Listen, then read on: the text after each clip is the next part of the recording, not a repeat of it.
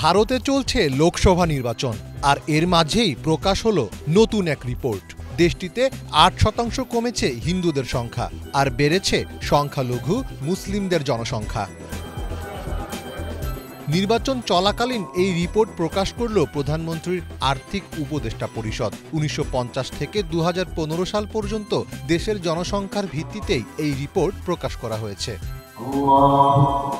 পরিসংখ্যান তুলে ধরে রিপোর্টে বলা হয়েছে, ভারতে সুরক্ষিত অবস্থানে আছেন সংখ্যালঘুরা। ১৯৫০ সালে ভারতে ৮৪% নাগরিকই ছিলেন হিন্দু, কিন্তু বিগত ৬৫ বছরে এই চিত্রটা বেশ পাল্টে গেছে। কেবল ভারত নয়, এই সময়সীমায় গোটা বিশ্বের জনসংখ্যার তথ্য নিয়েই রিপোর্ট প্রকাশ করেছে প্রধানমন্ত্রীর উপদেষ্টা পরিষদ।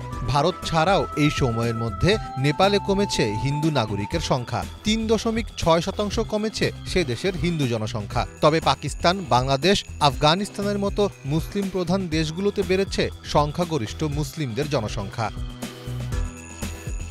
একদিকে যখন হিন্দু নাগরিকের সংখ্যা কমছে, অন্যদিকে তখন হু হু করে বেড়েছে মুসলিম। বৃদ্ধি পেয়েছে খ্রিস্টান, বৌদ্ধ এবং শিখ নাগরিকদের সংখ্যাও, যদিও জৈন এবং পার্সিদের সংখ্যাও অনেকটাই কমেছে এদেশে। ১৯৫০ সাল থেকে ২০১৫ সালের মধ্যে ভারতে মুসলিমদের জনসংখ্যা বেড়েছে ৪৩.১৫%।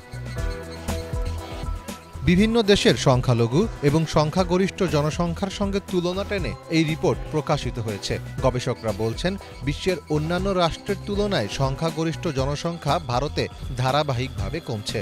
মোট ১৬৭টি দেশে করা এই গবেষণায় দেখা গিয়েছে, ১২৩টি দেশেই ধর্মীয় সংখ্যাগরিষ্ঠ জনসংখ্যা হ্রাস পেয়েছে।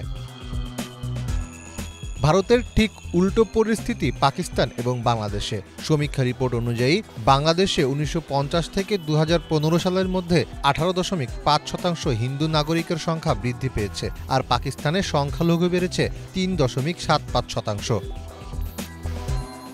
২০১৫ সালের পরিসংখ্যান অনুযায়ী ভারতের জনসংখ্যার ১৪.১৫% মুসলিম, শিখ জনসংখ্যা বেড়েছে ১.২৪%। এছাড়া খ্রিস্টান জনসংখ্যা ৫.৩৮% বৃদ্ধি পেয়েছে।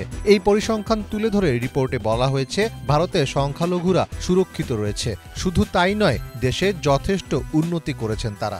বিশ্বের নানা প্রান্তের দেশে যখন ধর্মীয় সংখ্যালঘুদের সংখ্যা আরও কমছে, তখন ভারতে বাড়ছে সংখ্যালঘু মুসলিমদের সংখ্যা। মীর ফজলে রাব্বি, বাংলা ভিশন।